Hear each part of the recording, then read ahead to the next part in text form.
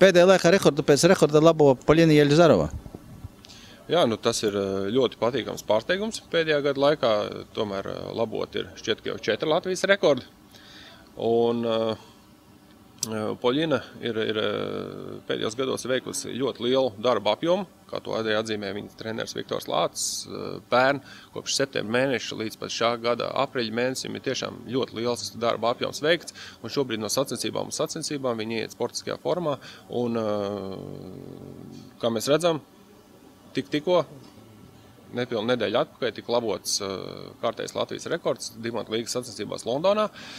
Bet viena lieta man dara nedaudz piesardzīgi, tas, ka olimpiādē viņai būs jācīnās par vietu priekšskrienā, kur skries vairāk sportists, jo vēl Poļinai nav liela pieredze 3000 metru šķēršu skrējienā, kad viņai jāgrūstās ar konkurentēm, jācīnās pa vietu, līdz ar to klibo nevis tehnika pie šķēršu pārvēršanas, bet šis ritms nav šķēršu pārvēršana, kas ir ļoti svarīgi, jo pēdējās Dimantu līgas sacensībās no paša starta zaķis aizskrēja pa priekšu, un visa sportistu grupa izstiepās diezgan plaši, un viņai nebija jācīnās pa vietu, viņa varēja skriet savā ritmā, redzēt, ko dara līderis, turēties viņām līdzi. Līdz ar to arī tik labs rezultāts 9.28, tas tikai pusminūte atpaliek no pasaules rekorda, ja? Un šogad tas ir 15. labākais rezultāts pasaulē. Bieži vien runāt par olimpiskām spēlēm, tur daži saņem apzīmējumu turisti.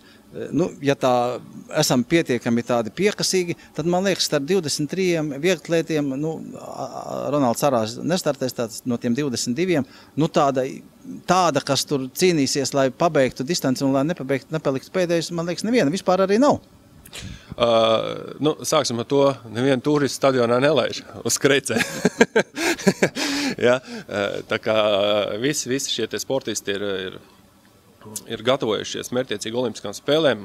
Vēl viens piemērs, ko es gribētu pieminēt, Mareks Ārens. Šogad 5-60 salēc puisis strādājis cītīgi jau daudzus gadus, nesaņemot nekādu finansiālu atbalstu. Viņa treneris arī nesaņem nekādu finansiālu atbalstu. Strādā vienkārši uz entuziasmu principiem šobrīd, ja? Bet šogad lielisks rezultāts 5-60, otrs labākais rezultāts Latvijas vieglatlētikas vēsturē.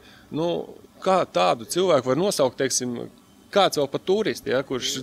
Tevi papildināt vēl arī Ineta Radevičs teica, ka viņa bijusi treniņu nometnē Sočos, šo pavasarī saka, tur jau kārstnieci ir priekšā. Tātad tas nozīmē, ka viņi ļoti cītīgi gatavojas sezonā. Nē, protams, un visi vieglatlēti un soļotāji arī cīnīsies, teiksim. Ļoti liela, plaši pārstāvēt soļošana arī šajās olimpiskajās spēlēs, gan 50 km, gan 20 km vīriešiem, sievietēm. Tā kā es domāju, rezultāti arī ir pietiekoši augsti mūsu soļotājiem, bet arī soļotāji, teiksim, kā lai saka, nevar nevienu mūsu sportistu, vienalga soļotājs, lodzgrūdējs, čēpmetējs, sprinters, vidusdistanču skrējējs, nevienu nevar nosaukt par turistu, nevienu olimpiātu nevar nosaukt par turistu, jo, kā es teicu, 511 cilvēki, ieskaitot šo olimpiādu no Latvijas, ir startējuši tikai olimpiskajās spēlēs. Tas, kurš uzraksta vārdu turists, lai padomā, vai viņš ir 500 vispār savā profesijā Latvijā. Jā, tā kā tas tā man vienmēr šis te vārds diezgan liels dusmas izraisa, ka kāds sportists nosauc par turistu. Labi, gaidām pozitīvas ziņas no Londonas, un tev es gribētu novēlēt, lai tev ir daudz patīkamu mirkļu, komentējot vieglatlētiku, īpaši jau Latvijas vieglatlētu startu. Un tas lielais pozitīvais moments šoreiz būs tas, ka tu komentēsi nevis no studijas Zaķu salā, bet esot stadionā, tad gari un plaši varēsi šos pasākumus arī gan redzēt, gan izstāstīt. Jā, paldies, cerēsim uz veiksmīgu mūsu vieglatlētu startu un cerēsim arī uz to, ka vieglatlētikas sacensībās tiks sasniegt pasaules rekords, kaut kas līdzīgs kā Pekinā, kad rekords tika labots gan 100 metros, gan 200 metros, gan 4x100 metru distancē. Tā uzreiz nāk prātā Usaina Bolta, teiksim, panākumu. Kaut gan šogad šī cīņa būs 100 metros vēl sīvāka starp Boltu un Johanu Bleiku, starp otru jamaikieti, plus vēl 3 amerikāņi, plus vēl jamaikieši Asafa Pauls, neaizmirstīsim. Tā kā cīņa būs pamatīga.